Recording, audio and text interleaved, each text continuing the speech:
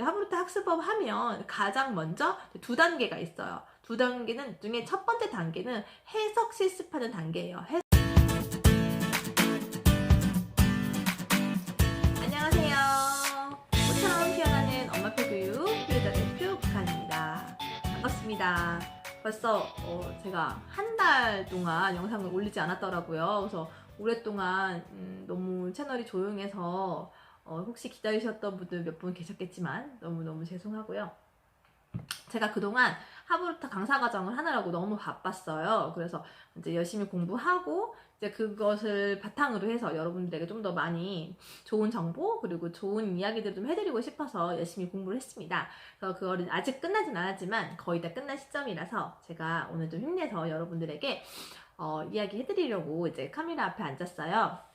제가 지난 마지막 영상 보니까 하브루타는 무엇인가에 대해서 영상을 찍어 놓은 거 이후로 이런 영상이 없더라고요. 그래서 오늘 제가 다음 영상에는 하브루타 학습법에 대해서 말씀드리겠습니다 라고 말하고 정말 감감무소식이었던 거, 오늘은 그래서 하브루타 학습법에 대해서 좀 말씀을 드려보도록 할게요.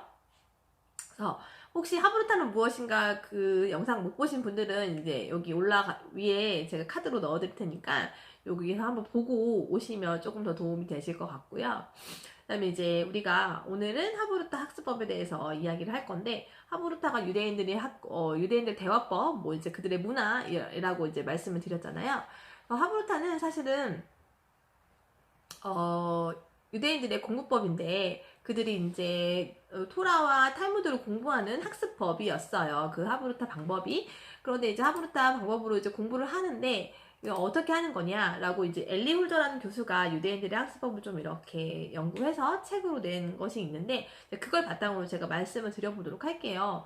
그리고 제가 이거를 공부하면서 느낀 건데, 여러 자료를 찾아보다 보니까 지금 우리가 알고 있는 하브루타라는 것들이 사실은 실제적으로 유대인들이 그렇게 사용하고 있다기보다는 실제 유대인들은 하브루타라는 단어를 들어보지도 못한 사람들도 있다라는 거, 더 많다라는 거. 왜냐하면 그들은 그냥 그게 일상이고, 일상 속에서 늘 하는 대화, 늘 질문하는 거, 늘 토론하는 거, 그런 것이 너무 자연스럽고, 안식의 식탁도 너무 자연스러운 그냥 일상이기 때문에 이것을 무슨 하브루타다 이렇게 해서 한다는 것 자체를 조금 이렇게 생소하게 여긴다는 것도 알게 되었어요. 그래서 이게 우리나라로 들어오면서 이제 약간 종교적인 색채를 빼고 학습법이나 독서법 이제 이런 쪽으로, 교육 쪽으로 이렇게 치중해서 이런 식으로 우리나라의 현실에 맞게 조금 이렇게 된 것이다, 한국식 하브루타가 되었다라는 거를 조금 인지하시고 설명을 들으시면 좋을 것 같고요. 그리고 제가 지금 말씀드리는 하브루타 학습법, 이게 그 종교적인 유대인들, 이제 완전히 종교를 위해서 이제 공부를 하는 사람들 있잖아요. 우리나라에 또 신학교가 있듯이. 그런 사람들은 이 방식으로 계속해서 지금 하브루타 공부를 하고 있는 거고, 일반적인 그냥 유대인 사람들, 우리 같은 일반적인 사람들 같은 경우는 일반 학교에 다니고, 그들은 모든 학교에서, 유대인은 모든 학교에서 다 이렇게 하브루타식으로 학습을 하는 건 아니다. 어느 과목은 일정 부분 토론과 그런 것들이 들어가는 건 맞지만 그렇게 하는 건 아니다라는 거 좀 알고 계시면 좋을 것 같습니다. 그래서 이제 지금 본격적으로 이제 하브루타 학습법에 대해서 좀 말씀을 드려보면, 이렇게 삼각형 모양이 있어요. 삼각형 모양인데 맨 위에 뭐가 있죠? 맨 위에는 텍스트가 있죠. 그리고 아래 두 쪽에 이제 두 사람의 학습자가 있는 거예요. 이렇게 삼각형 모양이 있는데, 하브루타 학습법 하면 가장 먼저 두 단계가 있어요. 두 단계는 중에 첫 번째 단계는 해석 실습하는 단계예요. 해석 단계. 두 번째 단계는 대화 단계입니다. 해석 단계는 무엇이냐? 각각의 학습자가 이 동일한 텍스트를 가지고 각자 공부를 하는 거예요. 각자 이 텍스트, 이 지문에 대해서 혹은 내가 공부할 것에 대해서 스스로 공부를 하고, 이것에 대해서 공부하고 알아가고, 이것은 무슨 이야기지? 나는 어떻게 이것을 이해할 것인가? 나는 이걸 어떻게 설명할 것인가? 혼자서 공부하는 시간, 그것을 해석 실습의 단계입니다. 그럼 두 번째 단계는 뭐가 있죠? 대화 실습 단계가 있어요. 두 번째는 이제 학습자 1번과 2번의 학습자가 둘이 서로 대화를 하는 거예요. 근데 이제 이 대화 실습 단계에서 어떻게 하느냐면, 첫 번째 학습자가 이제 발표자의 입장이 되는 거예요. 그래서 그 발표자의 입장이 된 사람은 가장 중요한 역할이 뭐냐? 자기가 공부한 거를 친구에게 설명하는 거. 그리고 두 번째 사람은 어떤 입장이냐면 비판적 동료의 입장이 되는 거예요. 비판적 동료라는 건 무엇이냐? 친구에게 질문을 하는 거예요. 이 사람이 공부를 한 것을 발표를 할 때 설명을 친구에게 설명해줬죠. 그때 이 사람도 같이 공부를 했기 때문에 질문을 할 수 있어요. 너 그거 왜 그렇게 얘기한 거야? 너 그때 그거 맞아? 나는 그렇게 생각하지 않는데? 라는 질문들을 계속 끊임없이 해주는 거죠. 그렇게 하고 나서 다음에 이제 순서를 바꿔서 역할을 바꿔서 이 친구가 설명을 하기를 하고 이 친구가 이제 질문을 하긴 하는 거예요.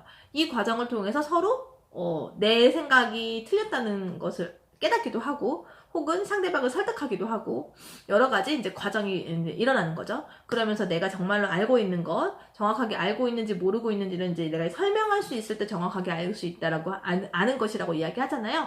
뭐 이것도 메타인지랑 관련된 건데 그런 식으로 이제 설명하기를 통해서 서로가 어떤 똑같은 동일한 텍스트를 공부를 하는 것, 이것은 이제 하브루트 학습법이다라고 생각하시면 됩니다. 그런데 우리가 실제적으로 우리 아이들이 이제 공부를 할 때 이 하브루트 학습법으로 할 수 있는 게 얼마나 있을까요? 생각을 해봤어요, 저도. 그래서 이제 너무 좋은 방법이잖아요. 그래서 이제 이걸 아이들 적용을 하고 싶은데 실제로 아이들이 이제 친구들이랑 같이 집에서 할 수도 없고 요즘에 학교에서 그렇게 할 수도 없는 거고. 그래서 이제 가장 좋은 것은 무엇이냐면 집에 와서 친구 가르치기 대신에 이제 엄마 앞에 앉혀놓고 가르치는 거예요. 엄마가 질문을 하는 거고 아이가 엄마를 가르치는 거죠. 근데 그 방법이 있고 아니면 아이가 뭐 이제 인형이라도 갖다 놓고 혼자 가르치기로 한다는 거, 그게 제일 좋은 방법인 거예요. 근데 지금 이게 왜 좋은지 설명을 한번 드려보자면 학습 효율 피라미드가 있어요. 학습 효율 피라미드, 얼마나 학습하는데 효율이 있느냐라는 이야기인데 가장 위에 보시면 듣기 되어 있죠. 듣기는 5%입니다. 5%. 5%면 우리가 100개의 강의를 들었으면 5개의 내용만 기억에 나고 95개는 다 잊어버리는 거잖아요. 일정 시간 지났을 때 이렇게 다 잊어버린다는 거예요. 근데 맨 아래쪽에 뭐죠? 서로 설명하기. 설명하기를 했을 때 90%가 기억에 남는다는 거예요. 그러면 똑같은 시간을 공부하더라도 90%가 남는 공부를 할 것이냐, 5%가 남는 공부를 할 것이냐라는 거를 생각해 봤을 때 당연히 90%가 남는 공부를 해야 되는 거죠.